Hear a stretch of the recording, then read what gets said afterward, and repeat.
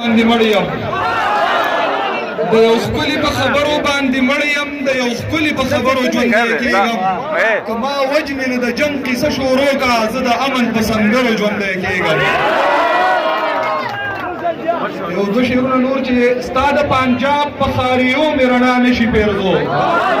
ستا د پنجاب په خاریو مې رڼا نشي پیرزو زه چې په سرو وینو کې ډوب وزیرستان ته ګورم زما د سوات د ښاپیرو یې قتل عام کړی دی زه غریو نیولی شم چې دیو د تورابان ته ګورم زما د سوات د ښاپیرو یې قتل عام کړی دی زه غریو نیولی شم چې دیو د تورابان ته ګورم فیخ کالو باندې پوهېږم زه یې پېژنمه شاهي د خیر که پړندو سترګو جانان ته ګورم چې پښتانه توجه غواړم پښتانه شهیدان سور کفن کې خوند کړي شنه کپړه دې په خپل پیر واچوه مشره دا اته لکه هندوانو پې قبضه ده دغه بم دې په کشمیر واچوه مشره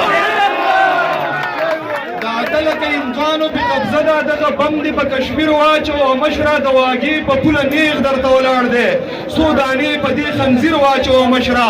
دا د سوات وزیرستان ټیکه دې واخله تور لښکر په چا تاثیر واچوه مشره لیوني دې هسې نه چې څوک یې مړه کي دغه سپو ته دې زمزیر واچوه مشره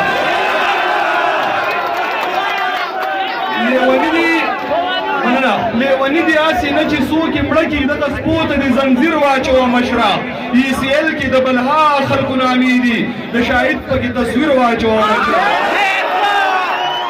نه به درسره شریکومه چې دا حالات په خدای بدل کړي دا حالات په داسې نه وي دا حالات په خدای بدل کړي دا حالات په داسې نه وي توره شپه به روڼ سبا شي روڼ سهار به په خندا شي مازدیګر به په ګډا شي او یو وخت به داسې راشي دا حالات په خدای بدل کړي دا حالات په داسې نه وي ډاکټر صاحب نه به بوره د چا خور وي نه به کونډه د چا مور وي د ظالم نامه به نه وي نه جابر نه به یې زور وي د انصاف توره به سره وي د غاصب تخت به نسکور وي ټول مغرور بوتان به مات وي هغه سپین وي او بطور وي چې جونګړې په غورځنګ شي مهالونه به راړنګ شي دا حالات په خدای بدل کړي دا حالات په داسې نه وي دا به بل شان انقلاب وي دا به بل شان بدلون وي دا به بل شان پاڅون وي دا به بل شانتي لاروین وي پښتانه به په لښکر وي پښتانه به په غورځنګ وي پاس اسمان به ورته ګوري ټول جهان به تماشه کړي ټول جهان به ورته ګوري دا حالات په خدای بدل کړي دا حالات په داسې نه وي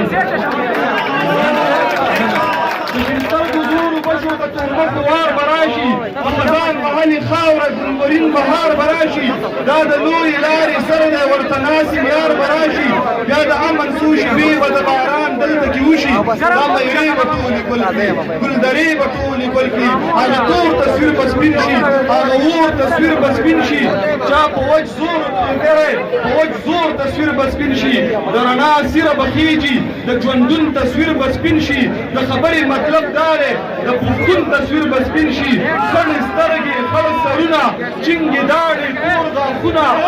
لرې نه دی شاهده چې د جامو سره مات شي